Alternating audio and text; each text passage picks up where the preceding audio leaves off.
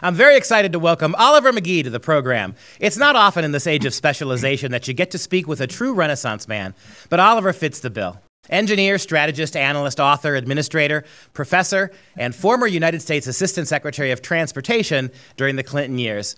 His book, Jumping the Aisle, How I Became a Black Republican, is a wonderful read and a profound tale of change and hope. On top of that, he's a fellow Buckeye. Oliver, welcome to the program and a big OH to you. I-O. Thank you for having me, Duke. Glad to be talking with you. And the very first thing I'd like to share with our viewers, talk about why you switched. You were a pretty high-ranking official in the Clinton administration, and then something clicked for you, and you became a Republican and a very outspoken and articulate one. Can you talk a little bit about what the nature of this switch from the Democrat to the Republican Party was? Well, I like to quote the great James Brown in his one of his hit songs, "Talking loud and saying nothing." That was what he was saying about the Democratic Party helping the Black community. And we see that happening today. A lot of talking loud, but not saying anything and promising little.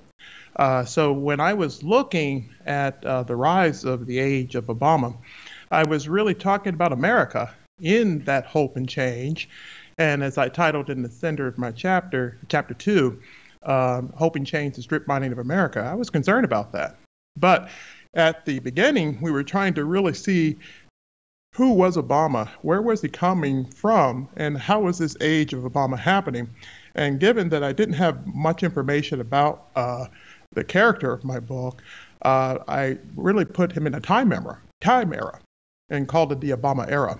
And so I was really questioning, like most Americans, where was America going in the Obama era?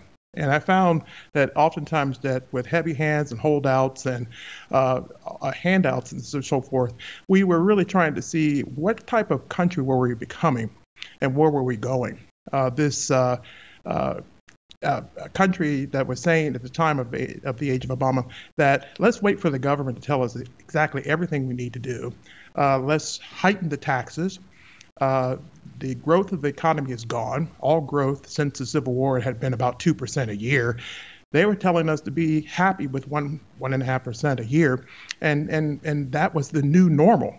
Well, I was concerned about that, and I started looking at America in a series of essays, about 24 essays I wrote in the book, to really look at what does that new normal look like. And I found myself jumping the aisle. I went to Wharton Chicago schools. I like to say that the Wharton Chicago business schools may be right. And so I was really looking at it from a supply side economic sphere that I was beginning to develop, and looking at what was involved in the capital that was changing hands during the age of Obama, looking at technology and what types of technology were being developed. I saw the rise of the social media till Silicon Valley, but was it too left? Was it enough on the right so that we could all be social on social media? And then I started looking at what type of growth we were having, and being satisfied with 1.5% growth in this country and then calling that the American dream was unacceptable. I saw unemployment rising in the Black community. I saw Black colleges basically falling by the wayside. I saw a lot of the promises of the hope and change that was supposed to be for the down and out, yes, we can under Obama. It was coming out to be, no, we can't. And we were supposed to be very satisfied with that new normal that, no, we can't. And then I saw a very encroaching government on Obamacare, and it's really saying that I want to take over your health care, and then once I get control of that, I want to take over a lot of other things in your life.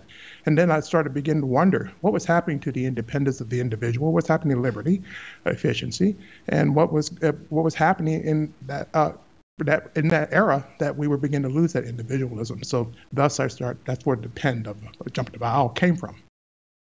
Is it fair to say that back in the Clinton administration, who you worked for, that there was a lot more in common between Bill Clinton and today's Republican Party than there is between, say, Barack Obama and the Clinton Democrats? Do you think that Trump is closer somehow to Clinton than he is today's Republican Party? I think Trump is unique in its own sense of doing a radical shift and change of America and really start thinking about how is America going to protect itself going forward? How is America going to define itself in this new international populism that is growing in England and it's growing in France?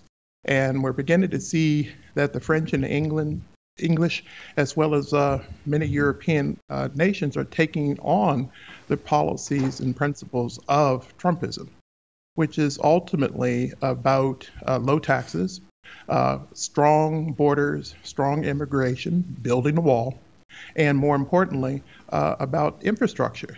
This is a president that is aggressively saying we need to build our infrastructure fast. We need to build our transportation systems. We need to build our broadband to make sure that's accessible to all communities.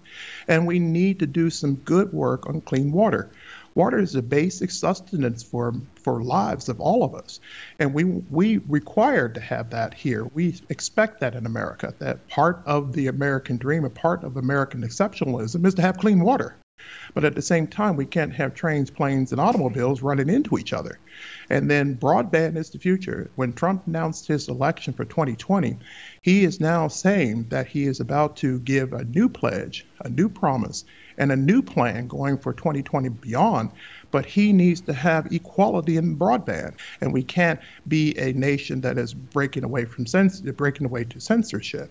And he's also saying, hey, we are about the Second Amendment, but the Second Amendment is the Second Amendment for a reason, Duke.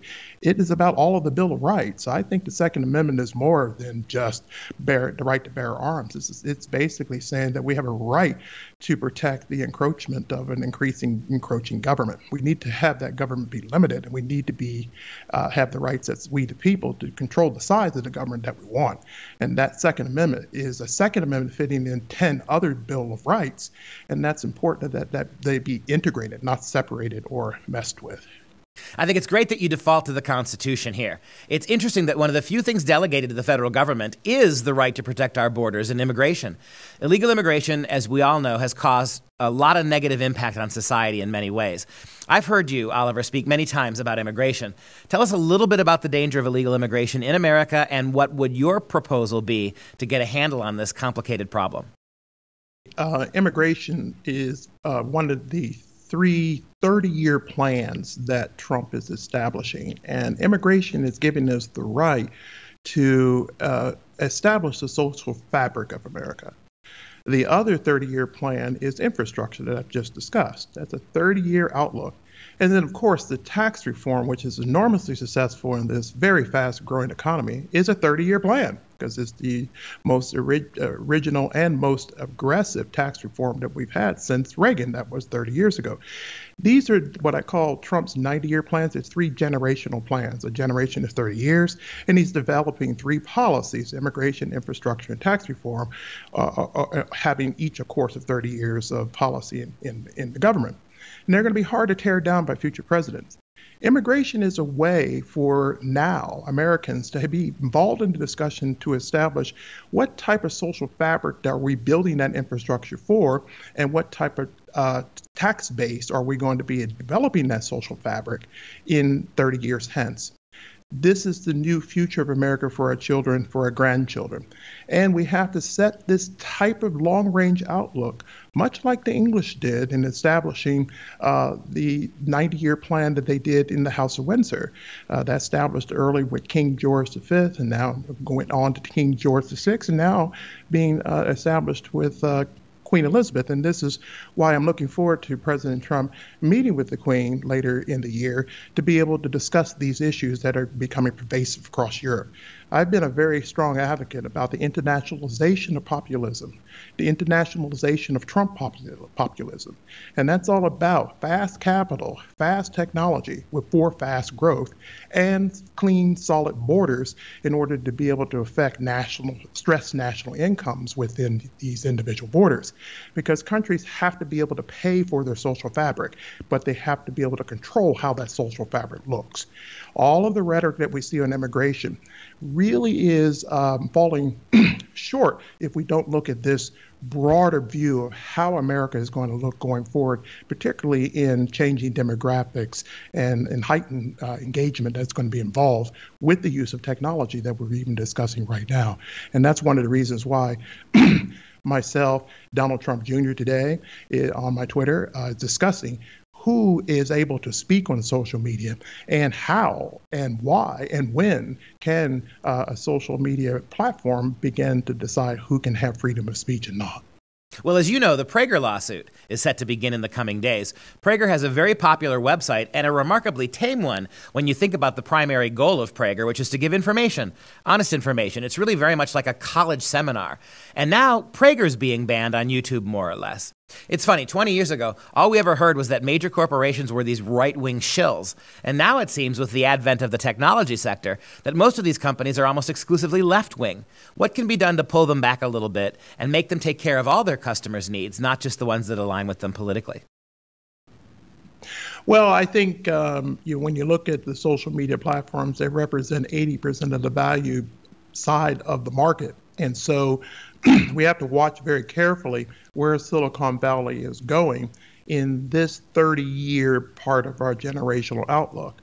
But 30 years hence, what we see in social media now is going to be completely changed. For us to assume that Twitter, Facebook, and Google and all of the ways that we do SEOs is going to be the same. It's like assuming that the telephone was going to remain the same or radios were going to remain the same, and that Lucille Ball bringing in and Desi Arnaz bringing in television, that remained the same as well. It didn't. And when you had all those technologies, it changed how political leaders had to use them. Queen Elizabeth had to go slowly into television to be able to change the populism associated with the monarchy, one of the few monarchies that are left in Europe. But that is the monarch. We're now in the age of republics, and we're seeing French leaderships are beginning to look at how they're looking at their economics and how they're looking at immigration and how they're looking at how social media is used in their republics, much like what we're trying to do in our republic here in the United States. So technology is extremely pervasive. The president will be soon looking to find a science advisor, which we in the science community are looking forward to that choice and hoping that he makes that soon, because capital plus technology, the last time I looked on supply side economics equals growth, fast growth.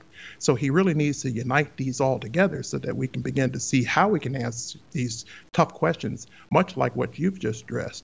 It's all about the social, technological, economic, political, and issues here, and those are the steep forces that we have to be really thinking about going forward. Oliver, the last thing I want to pick your brain about is the current gun crisis. Every time we have a high-profile shooting, even though statistically gun violence is way down, and the vast majority of gun owners are law-abiding citizens, nevertheless, the left demagogues this issue. Can you weigh in a little bit on the current gun debate and what you think should be done to protect the Second Amendment rights? And secondly, are you bothered by what you see as some of Donald Trump's hedging his bets on Second Amendment freedoms? I think in my article, when I wrote the transcripts of his speech after the Parkland shooting, he was very, very wonderful in it, much like the Las Vegas shooting. He's coming from a spiritual point of view. He's taking the dignified point of view. He's not necessarily getting into the noise and the sausage making of the efficiency of this issue. Leadership is about dignity. Working in Congress and hashing out the sausage making is the efficiency part. But be that as it may, he is on the floor and at the table in the negotiation. Negotiation is messy. Negotiation is all about more. It's all about putting the cards on the table and still asking for an additional card. And what you find in Donald Trump, and I've been enjoying watching him negotiate, as a president who was not in the political Washington before, he is very, very skilled in putting out and bringing down options on the table. Issues on the left, issues on the right, he just throws the options on the table, because that's really what you need to do in negotiation. And then what you're doing is picking out and dividing which options are necessary to achieve your goals. Negotiation is always about achieving your final goal. So I never really pay attention to the minutia details of how he slices the options. He's trying to figure out the options and opportunities and then align them to achieving his goals. And then after he achieves his goal, he's asking for more. We saw that during tax reform. At one time, we thought that tax reform was not going to happen, and we definitely thought that Obamacare was going to be a runaway train that's going to be with us for 30 years. We now see the individual mandate was wrapped up into the tax reform package, and right now, majority of Americans, 51%, are in favor of the tax cuts and jobs acts right now. And going into 2018, that's dangerous for the Democrats. We're going to see the same thing in the same type of negotiation tactics in immigration reform. And DACA is already a pressure point for the Democrats because they're going and getting ready to walk away from the Dreamers. They're in the middle of the mix of the art of the deal. And if you're not as skilled in negotiation and also in the authenticity that Trump presents in the negotiation, that's very, very important. If you are a person that's always talking loud but not really saying much, as James Brown said at the negotiation table, your authenticity is going to be revealed, and that's going to be a point to where you're going to lose in the negotiation. I think that's what's happening in the sausage making for the immigration reform package. It's the most important package that Donald Trump can produce, along with tax reform, along with also the infrastructure plan. Oliver McGee, great pleasure to speak with you today. Tell the folks at home where they can keep tabs on you. They can reach me with my very active Twitter account at Oliver McGee, just like my name is spelled, and also at olivermcgee.org.